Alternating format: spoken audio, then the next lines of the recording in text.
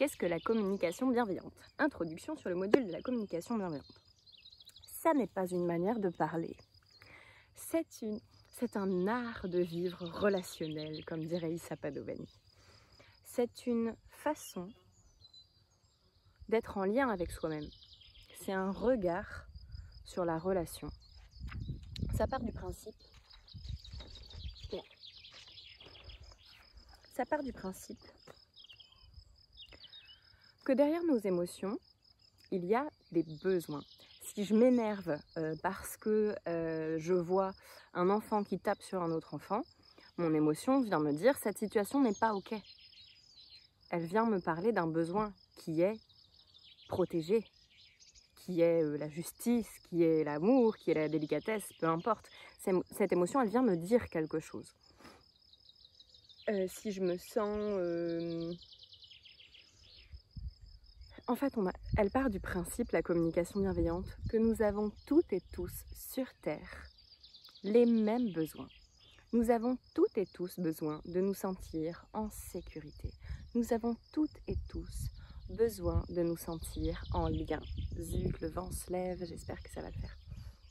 Nous avons toutes et tous besoin de pouvoir faire caca, de pouvoir avoir des amis, d'être heureux, d'être en paix. On a toutes et tous besoin d'être en relation et de nous sentir sécures, je le répète. Et tout ce que nous faisons dans notre vie va dans ce but-là, parfois de manière un peu dramatique, parce qu'il y a des gens pour qui trouver la paix, c'est faire la guerre. Ils utilisent des stratégies, j'allais dire de merde, mais c'est pas sympa, je juge, il n'y a pas de jugement à avoir. On a toutes et tous des besoins en nous qui nous meuvent, qui nous mettent en mouvement. Et tout ce qu'on fait vient nourrir un besoin. Moi, je suis en train de faire ça parce que ça nourrit mon besoin de transmission, ça nourrit mon besoin de sens. Vous êtes en train de regarder ça peut-être parce que ça nourrit votre besoin d'évolution, peut-être parce que ça nourrit votre besoin de compréhension, peut-être que tout ce qu'on fait part d'un besoin. Et nos émotions viennent nous dire « Attention, tu as des besoins qui ne sont pas nourris !» Quand les émotions ne sont pas agréables à vivre, et quand elles sont agréables à vivre, ça vient nous dire « Il y a un besoin qui est reconnu et qui est nourri !» Et donc, ça part du principe que dans les conflits, il y a un problème de compréhension des besoins de l'autre. Parce que si on comprend vraiment quel est le besoin de l'autre, ben, nickel, on peut chercher des solutions pour y répondre. Le souci, c'est que nous-mêmes, parfois, on ne sait pas trop de quoi on a besoin. Donc, je vois vraiment la communication bienveillante comme une danse avec soi-même, à l'intérieur de soi-même, où on se dit « Ok, il y a cette situation qui se passe. Voilà comment je me sens par rapport à cette situation. » Et là, je peux me poser la question de « Mais quel est mon besoin, en fait, derrière ça ?» Et après, je peux me faire la demande de nourrir ce besoin. Situation concrète. Là, je vis comme inconfortable le fait de vous livrer toutes ces informations-là. Le besoin que j'ai derrière, c'est la clarté, la transmission, la transparence, le sens. J'ai besoin de sens. J'ai besoin de vous donner du sens. On sait quand on a touché le bon besoin parce qu'on se sent mieux. Donc c'est ce que je vais développer dans ce module sur la communication bienveillante. C'est comment est-ce que je fais pour me comprendre et comment je fais pour comprendre l'autre au-delà de la fight en fait.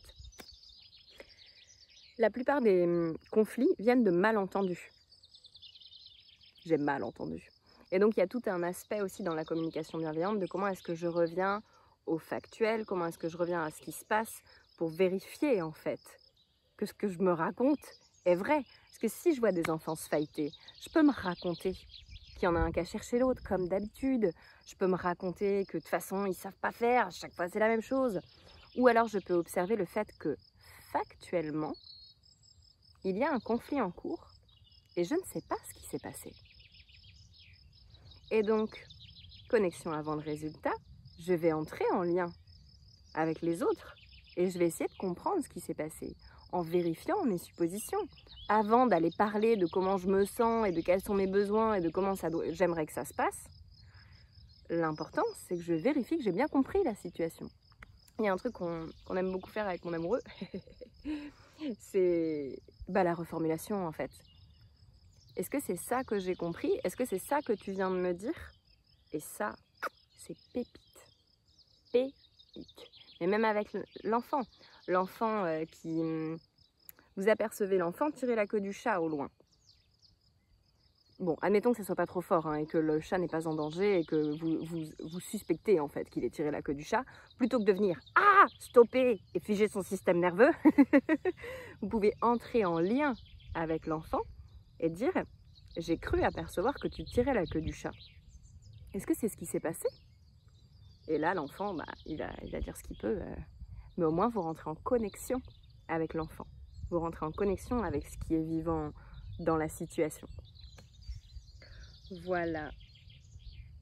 Qu'est-ce que je peux vous faire comme exemple? C'est à cette heure-là que tu rentres? Donc ça, c'est pas hyper bienveillant. On sent que dans l'intention, il y a un reproche quand même. Enfin, il y a une accusation. Oh non, il va y avoir des avions de merde qui vont passer. Il y a des avions de chasse parfois qui passent ici. Allez, plus loin. C'est à cette heure-là que tu rentres? Ça pourrait plutôt être... Tu m'avais dit... Je croyais qu'on s'était mis au clair sur le fait que tu rentrais à 19 h aujourd'hui. Est-ce que tu te souviens qu'on a eu cette conversation? Est-ce qu'on a vraiment eu cette conversation? Et si oui, bah, qu'est-ce qui s'est passé? J'essaie de comprendre en fait ce qui se passe, d'entrer en lien avec l'autre. Ou alors... J'aime pas ça.